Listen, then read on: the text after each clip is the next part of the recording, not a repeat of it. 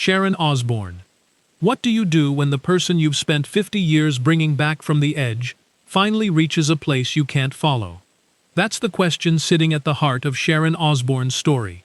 For most of her life, she was the fixer, the one who turned chaos into a comeback, who took a fired, broke, spiraling singer and rebuilt him into a legend. She survived cancer twice, weathered a very public betrayal, and turned her own family's messiest moments into one of the most watched shows on television.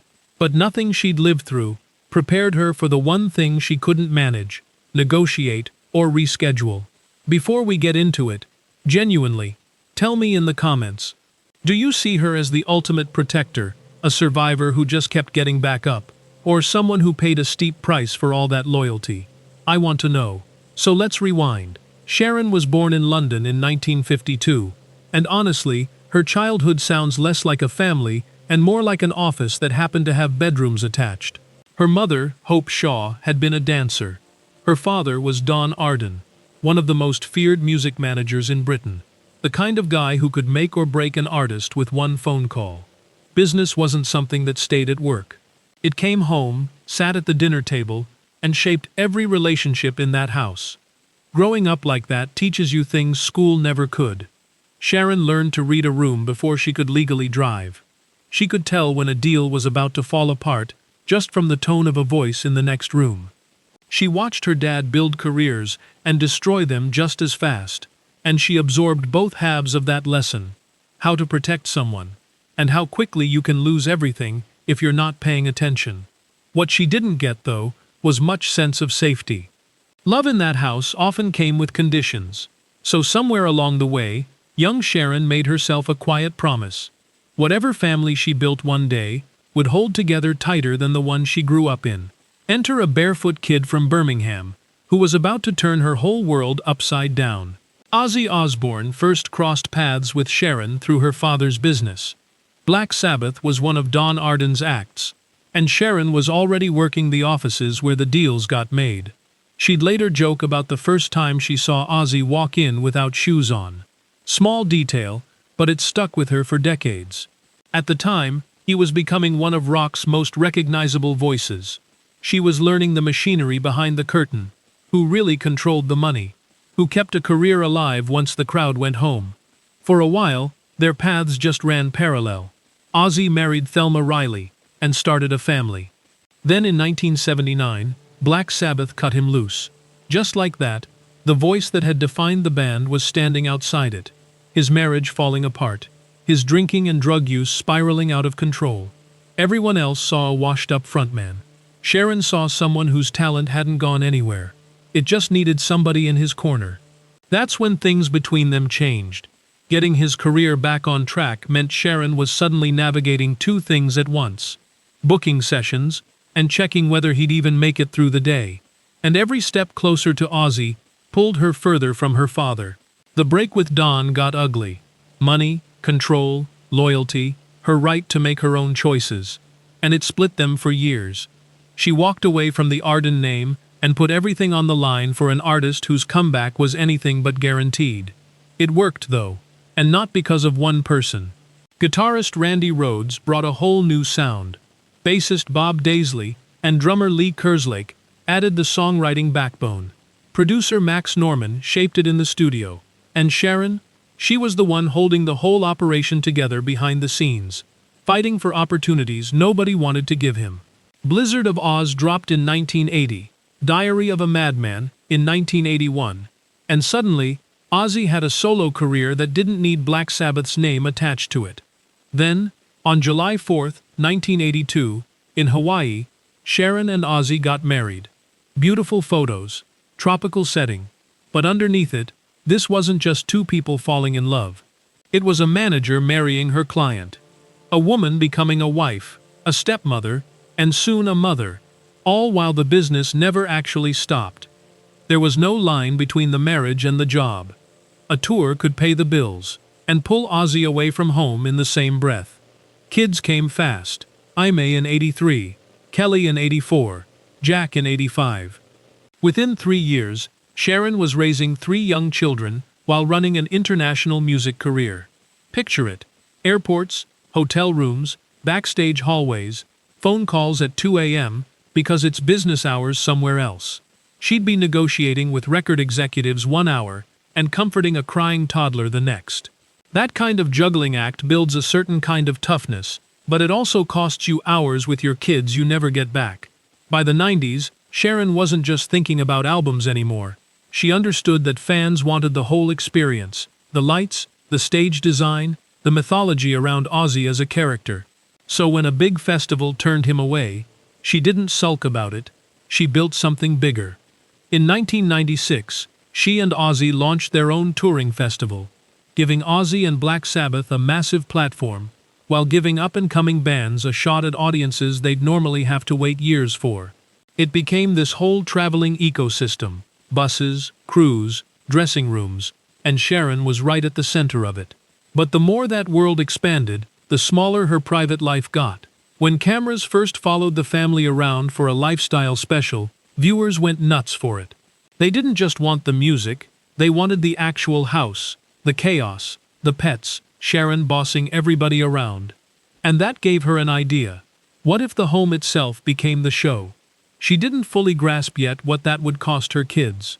Now here's something that happened years before all that fame. A night in 1989 that changed everything quietly, behind closed doors. Ozzy's drinking had never really stopped, and one night, things got so bad Sharon feared for her safety. She hit a panic alarm. Police came. Ozzy went into treatment. The world knew him as this untouchable rock god, but Sharon watched him get led out of their own home. They lived apart for about 5 months, while she figured out whether the marriage could survive. Eventually, she took him back. Her choice, made with eyes wide open. But that moment never fully disappeared. You can rebuild trust. You can't unknow what you learned about how fragile things really were. Life went on. Albums, tours, more kids growing up. Then in 2002, cameras moved into the house full-time for a reality show, and America met a completely different Ozzy, fumbling around domestic life, while Sharon ran the household like a general. It became a massive hit. Sharon became a star in her own right, totally separate from being Ozzy's wife. But there was a cost nobody talked about enough. Amy, the eldest, decided at 16 she couldn't grow up with cameras in her face 24/7, and she moved out rather than be part of it. Sharon later said it plainly.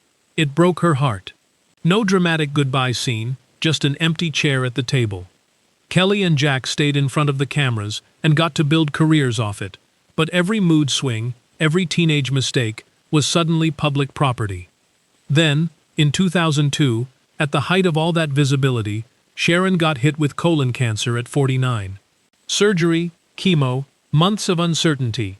The woman who'd spent years managing everyone else's crises was now the one everyone was waiting on.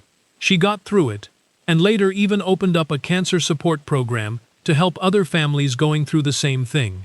A decade later, in 2012, genetic testing showed she carried a dramatically increased risk for breast cancer. Rather than wait and wonder, she chose a preventive double mastectomy. Her own words summed it up perfectly. She didn't want to spend the rest of her life with that fear hanging over her head. By 2016, they'd been married 34 years, and from the outside, it looked like they'd made it through the worst of everything. Then Sharon found out Ozzy had been having an affair. Not a short slip-up, but something that had gone on for a long time. That kind of betrayal doesn't just hurt in the moment, it rewrites the years you thought you understood. Ozzy moved out. Sharon went on TV and, for maybe the first time, admitted on camera she genuinely didn't know what came next for her. The toll on her mental health was serious enough that she needed real medical care. But eventually, after Ozzy got help and Sharon took her time, they renewed their vows in Vegas in 2017. It wasn't a clean reset. Ozzy himself admitted he'd broken her heart. But they chose to keep going anyway. Then life started taking a physical toll instead of an emotional one. In 2019, a fall aggravated an old spinal injury and led to major surgery. In 2020, the family announced Ozzy's Parkinson's diagnosis. Tours got cancelled. His voice was still there, but his body increasingly wasn't cooperating. Sharon, now in her 70s, shifted from managing a career to managing physical therapy schedules, and good days versus bad days. Success stopped meaning platinum records. It started meaning Ozzy standing up a little longer than he had the day before. Eventually, all that effort funneled into one goal: getting him back to Birmingham, the city where it all started, for one final show. On July 5, 2025, at Villa Park, Ozzy performed seated on an elaborate black throne, built so his body could handle the performance, while still looking every bit the legend the crowd came to see. 17 days later, on July 22nd, he passed away at 76, surrounded by his family. The funeral procession moved through Birmingham on July 30th, with Sharon walking alongside Amy, Kelly, and Jack. Months later, at the 2026 Grammys, the family sat together while the room paid tribute to him. At the Brit Awards, when Ozzy received a posthumous Lifetime Achievement Award, Sharon said something that landed harder than any big speech could have. She wished more than anything he could have been there to accept it himself.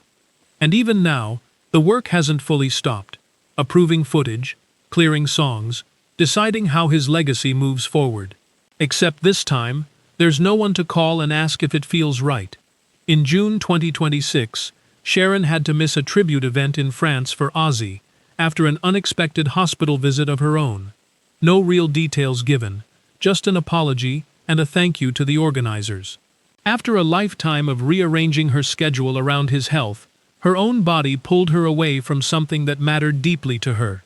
That black throne he performed on in his final show, it's set to go on permanent display in a Birmingham exhibition, no longer holding up a struggling body, but standing as a symbol of everything it took to get him there one last time.